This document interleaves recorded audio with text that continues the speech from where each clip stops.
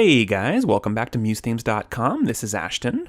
Today we're going to do a quick overview of our new Street Smarts theme. This is a very chic and bright and hip theme, and it was designed with a clothing boutique in mind, but by customizing some content, you can adapt this theme to serve literally limitless purposes. So, it's a responsive theme using fluid width breakpoints, and it adjusts nicely as I scale the browser here up and down. We have an awesome navigation put in place here using a hamburger menu to bring up a lightbox display, which is fully customizable and also includes this really neat rollover animation on the close button here. On the top of our home page here, we have a slick use of our InfiniScroll widget, which is giving us some great motion and a real dynamic presence immediately on page load. Scrolling down a bit, we have a number of different images and hyperlinks in responsive and full width format. Down here on our footer, we have a nice subtle usage of our Instagram feed widget, along with some other social media hyperlinks.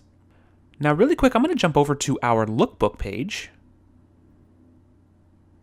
And this here is just one of many examples in this theme of some really cool text content and imagery that's been designed to function very fluidly in responsive Muse. And it's all completely customizable in the project file with just a couple of important parameters to keep in mind. So without further ado, I'm just going to jump right into Muse and we're going to take a look at some of our options. When you first open the project file, you're going to see 4 pre-built pages here on top, along with a single master page. And I can right-click on any of these pages and select Page Properties. And we can see that we're working with pages of fluid width, which is an important setting for how many of the elements on these pages are actually behaving in the browser. Now I'm going to jump into the master page really quick because this is where you're going to do your navigation styling as well as customizing the Instagram widget that's in the footer. First thing to note here, we're working with a 4 breakpoint setup. The breakpoints are nice and spread out. We don't need 14 different breakpoints and we certainly don't need them all butted up against each other. This is a really great format to start with in regards to breakpoint setups. Also note that the page width is unlocked as noted by these outward pointing arrows here on the top. This is allowing our responsive imagery to continue expanding beyond this 960 maximum breakpoint that's set up here. Our menu is operating as a standard lightbox composition. So to make edits, you're simply going to select the composition here on the top right, and then click the blue icon to expand the options panel. And towards the bottom here, there's an option to show lightbox parts while editing. So click this and you will see your lightbox appear. And placed inside here, we have our navigation, our close button, as well as some hyperlinked social media graphics, all of which you can revise using the hyperlinks menu here on top. Another thing I want to note is that this navigation is not using a traditional Muse menu widget. So this navigation is not going to update itself when you make changes to the site plan. These are simply text boxes that have hyperlinks assigned to them. So just make sure to adjust this menu accordingly if you're going to be shifting pages around. I can also cycle through my breakpoints here, and the menu is already nicely styled to fit all devices, but just make sure to pay mind to each breakpoint if you're going to be making changes in the menu. Last thing to note here, you may remember the spinning rollover effect that occurred on this menu close button. Well, this is actually accomplished by this animation widget that's placed off here to the left. If I select the close button and then visit my graphic styles panel, notice that there is a graphic style applied called close_btn, and it matches the graphic style that's been typed into the animation widget settings panel here. So to keep this as is, you can simply leave it alone, but you can also feel free to play with the parameters inside to adjust the timing and the motion of the spinning effect. So I'll go ahead back to the settings panel for the composition to close our lightbox for now. Down here in the footer, we have our Instagram feed widget placed nicely.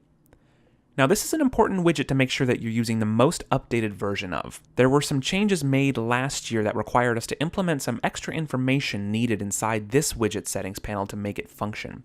So just make sure to download the latest version of the Instagram widget from our website if you haven't done so recently. You can adjust the size of your thumbnails by visiting the settings panel of the gallery component here, as well as a great selection of customization available in this lightbox component that you can customize as well. Also be sure to check out the full tutorial on this widget on our website to get a taste of how powerful this widget actually is. I'll go ahead and jump back to our plan view for now, and let's take a look at some of our individual pages. Clicking to our home page first. Most notably here on top, we have our InfiniScroll widget, which is giving us that really awesome panoramic motion on the hero photo that we saw on the home page.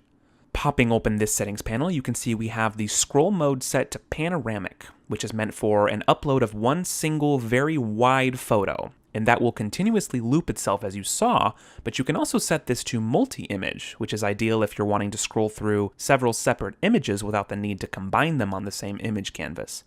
It's a really powerful widget, and it works great on mobile as well, so make sure to give that widget a closer look in our library. Scrolling down a bit, I want to take a look at this imagery here and how it's behaving in responsive. I'm going to go back to our live preview for a moment, and we'll click back to our home page. And scrolling down to these 4 images placed horizontally, they respond beautifully as I move the browser up and down. And not only do they fill the entire width, but they also remain in the same positioning in respect to each other while doing so.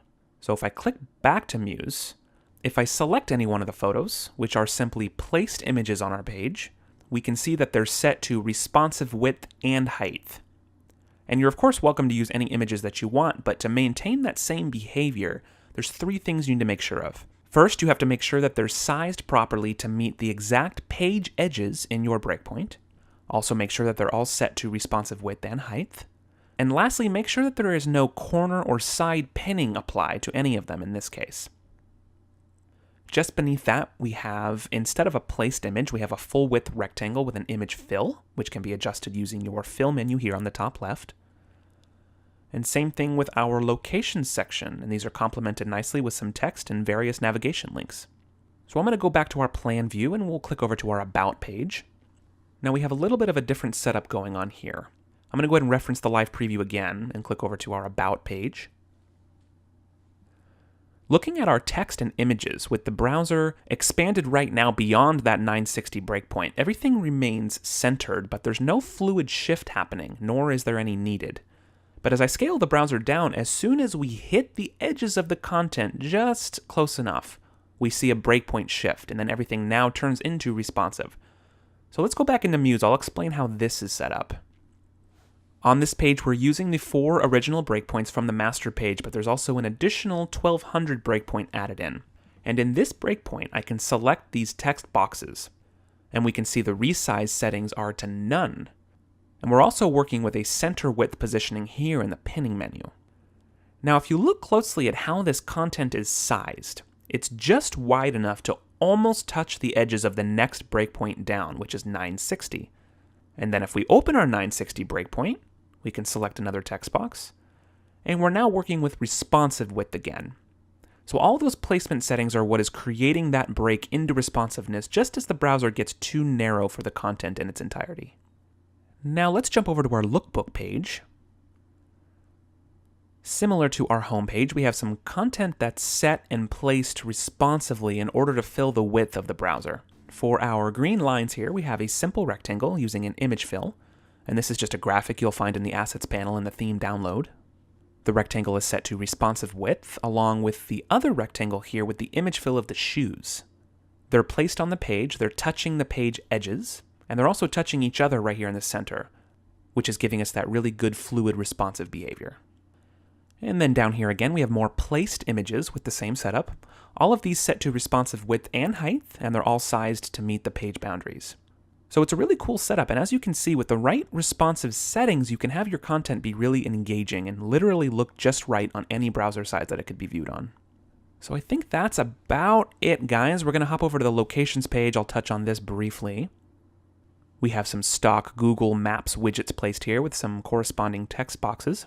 I'll note that if you click on each of these map widgets, they're pinned to the center of the page. That's going to keep them positioned properly as you expand the page beyond your highest breakpoint. And then lastly, down here, we have a neat little newsletter sign-up form. So we do hope you enjoy this theme. I think it's a great launching pad for creating responsive content in a variety of different and creative ways. And it's especially good for the purposes of marketing a product or a social presence in a bright and positive way. So have some fun with this one, and if you run into any difficulties, always feel free to drop us a note in support. Thanks for watching.